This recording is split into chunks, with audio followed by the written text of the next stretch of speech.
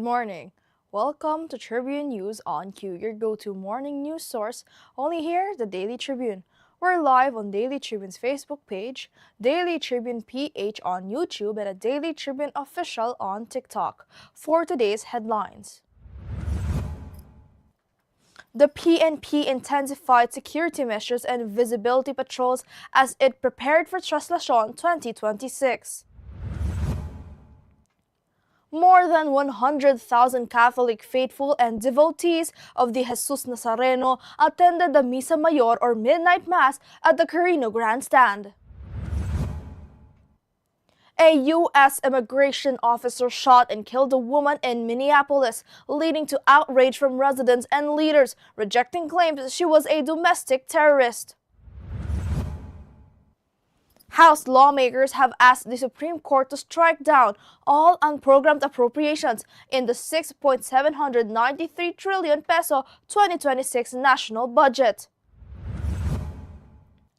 Officials from the DPWH Mimaropa region allegedly involved in flood control irregularities in Oriental Mindoro faced the Sandigan Bayan 6th Division on Thursday as their bail hearing for malversation began. Manuel V. Pangilinan-led PLDT Incorporated is ramping up its push to expand the local use of artificial intelligence. Josh Groban returns to Manila on Feb 18 for his GEMS World Tour stop. The 216-man Philippine team to the 13th Asian Para Games is set to fly to Thailand on the 15th of January, 5 days before the opening rites in Nakhon Ratchasima.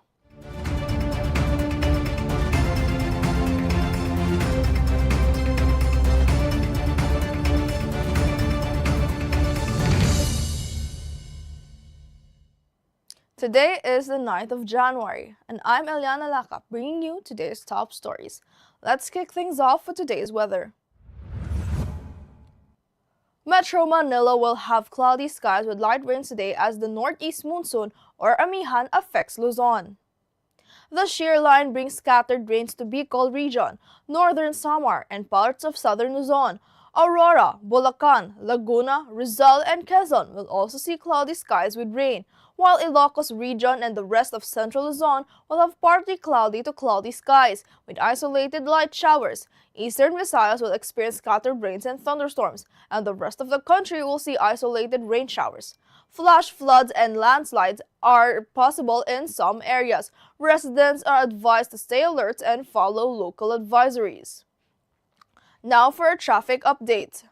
Light traffic is reported at Balinsawak Toll Plaza, approaching Mindanao Toll Plaza and Bocaue Toll Plaza and San Fernando northbound and southbound lanes.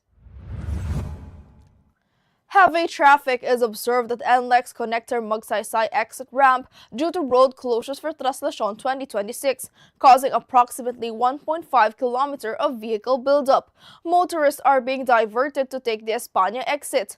All other areas of NLEX, Asotex, and NLEX Connector, including toll plazas and interchanges, are experiencing light traffic conditions. Motorists are advised to stay alert and follow traffic advisories for a safe and smooth trip. Now let's move on to this morning's headlines. The Philippine National Police intensified security and visibility patrols as millions of devotees were expected to flock to Manila for Traslacion 2026, marking the Feast of the Black Nazarene.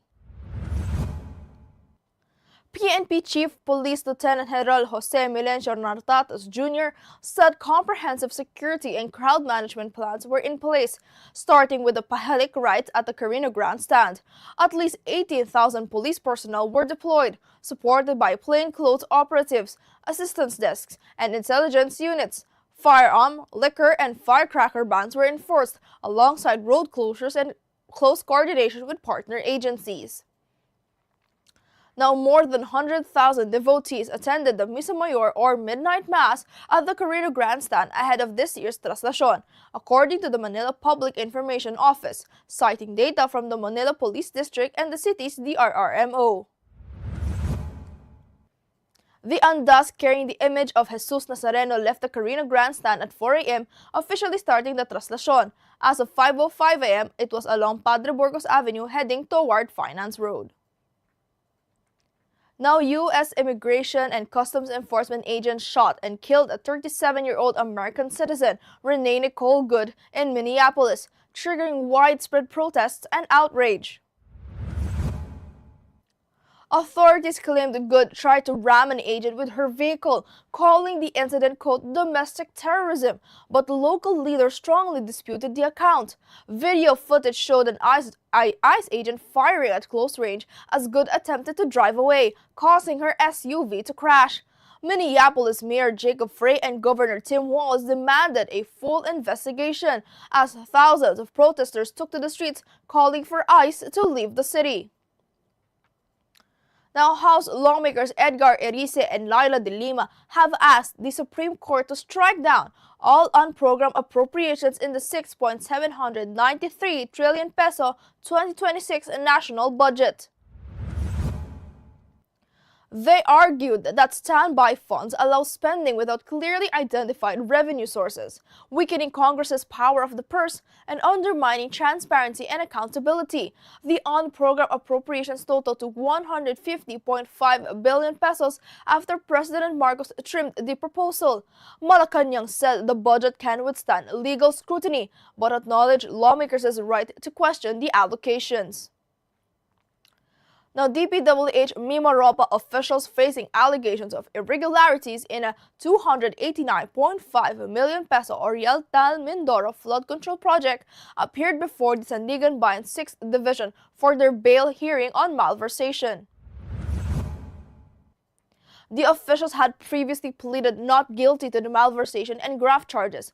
Prosecutors submitted SEC documents linking SunWest Inc. to the project, which the court admitted without objection. Former lawmaker Elizalde Saldico, also tied to SunWest, remains at large. This is the first case to reach the Sandigan Bayan after the Ombudsman's flood control corruption probe, with hearings set to continue in the coming days. PLDT, led by Manuel V. Pangilinan, is ramping up AI adoption in the Philippines through infrastructure investments, leadership roles, and programs for business, government, and communities. Key initiatives include Vitro Santa Rosa and the country's first hyperscale AI data center, hosting Filipinas AI, a sovereign AI solution stack.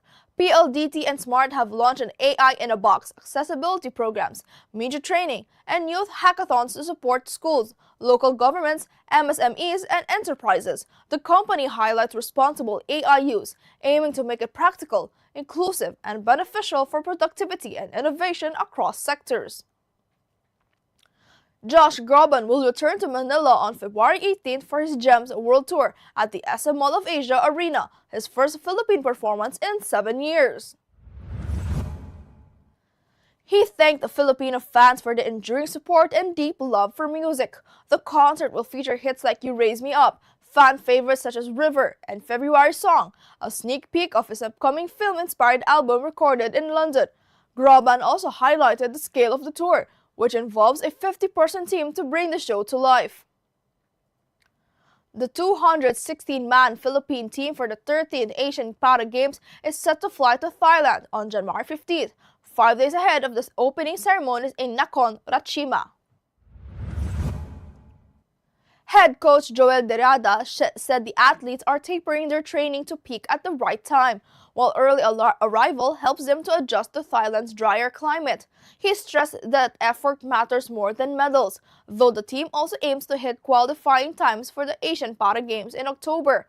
Flag bearer Gerald Mangliwan and javelin athlete Candy Asiano will lead the delegation. Now a quick look at today's horoscope. Today calls for reflection on your purpose and identity, Leo. You may be wondering what label truly fits you: teacher, guide, friend, or something else entirely. Remember, no matter the title, you fulfill the same meaningful roles in your personal, professional, and interpersonal life. Whether you choose practicality or passion, your purpose can shine through any path you take.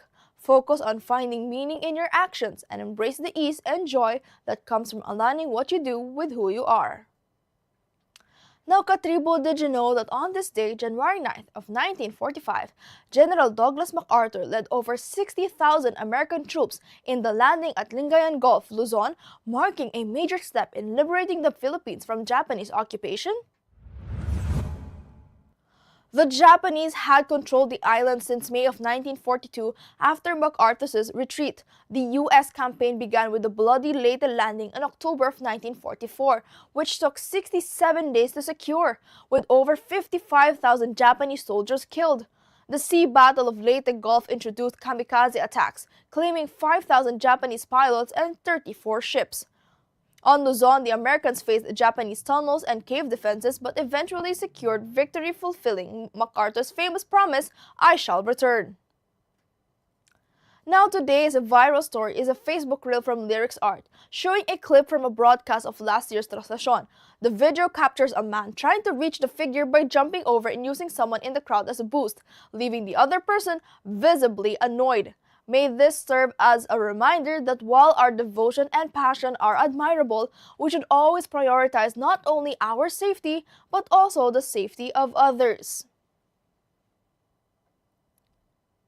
And that's all for now, mga katribu. Join us again at 1 o'clock p.m. for more updates. This has been Eliana Lacap for Tribune News on Q.